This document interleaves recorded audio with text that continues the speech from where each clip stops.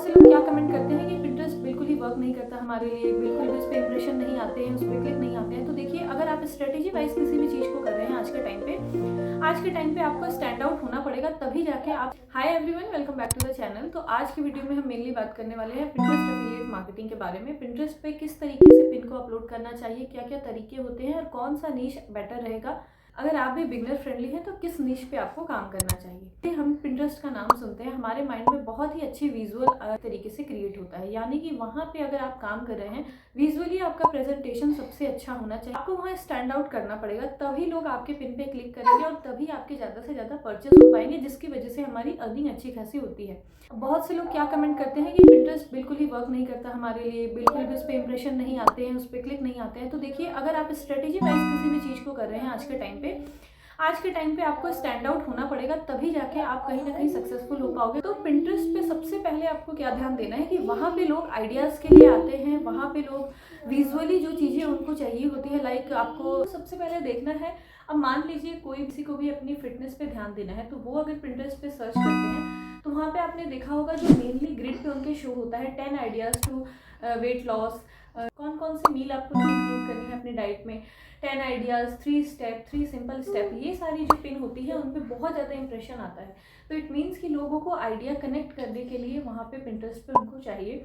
तो उस अकॉर्डिंग अगर आपके पिन होंगे, उस अकॉर्डिंग अगर आप पिन को क्रिएट करते हो, पब्लिश करते हो, तो आपके हाइयर चांसेस होते हैं कि वहाँ पे लोग आपके पिन को क्लिक करें, देन वहाँ पे फिर परचेस करें। अब पहले लोग क्या करते हैं, एक तो बिगनर रहते हैं और स्टार्टिंग में ही उनको लगता है कि वहाँ पे हमें बहुत अच्छा खासा परचेस हो जाएगा, कमीशन मिलेगा। तो ऐसा बिल्कुल भी नहीं है।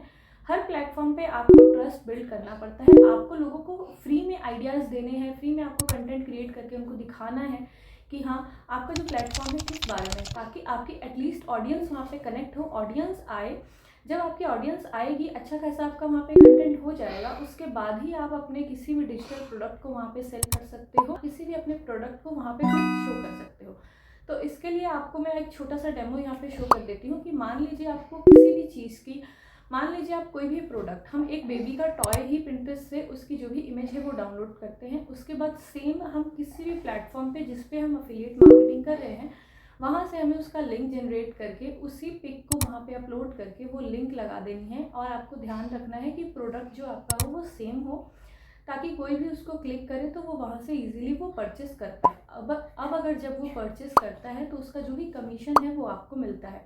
तो ये होता है एफिलिएट मार्केटिंग कि आपके लिंक के थ्रू, लेकिन आपके लिंक के थ्रू कोई जब भी परचेस करेगा जब आपकी लिंक में उसको वो चीज़ दिखेगी, आपका जो भी पिन है, जो भी कंटेंट है, वीडियो है, जो भी आपने इमेज पोस्ट की है, उसमें उसको वो चीज़ दिखनी चाहिए, उसको ट्रस्ट बिल्ड होगा, तभी वो एक क्लिक में जाके वहाँ से वो चीज़ परचेस करेगा और फिर आपको वो बेनिफिट होगा। मैंने भी जब पिंटरेस्ट बहुत ही स्टार्टिंग में स्टार्ट किया था, तब मैं भी कोई भी इमेज लेके उसके टाइटल डिस्क्रिप्शन लगा के उसको ऐसे पब्लिश कर देती थी, बट वहाँ पे मेरे 20-40 ऐसे ही इंप्रेशन, व्यूज़ जो उस पर काउंट होते हैं पिंटरेस्ट पे, वो आते थे मेरे को। फिर मैंने भी उसको बहुत अच्छी तरीके से पिंटरेस्ट के बारे में रिसर्च की, बहुत ही ब्लॉग्स पढ़े, बहुत ही आर्टिकल्स पढ़े, तब जाके मुझे उसकी स्ट्रेटजी समझ में आई।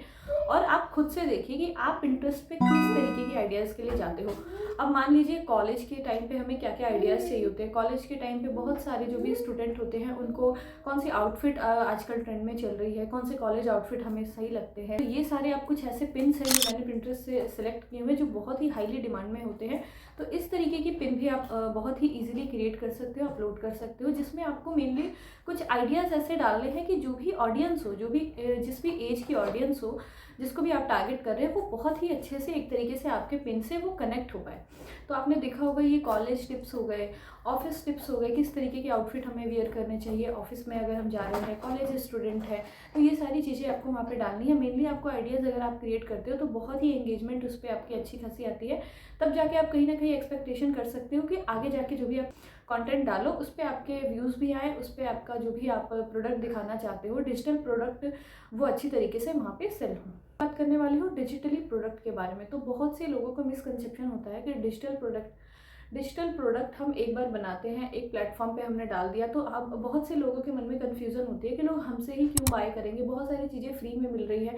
तो ऐसा बिल्कुल भी नहीं है। फ्री में यूट्यूब पे आप देख रहे होंगे कि सारी वीडियोज़ अवेलेबल होती है, लेकिन लोग प्राइम के सब्सक्रिप्शन लेते हैं, अमेज़न प्राइम का सब्सक्रिप्शन लेते हैं, नेटफ्लिक्स का सब्सक्रिप्शन लेते हैं। तो इन सारी चीज़ों में ये चीज़ें डिवाइड कर दी जाती है कि कौन सी चीज़ कहाँ पे अवेलेबल होगी।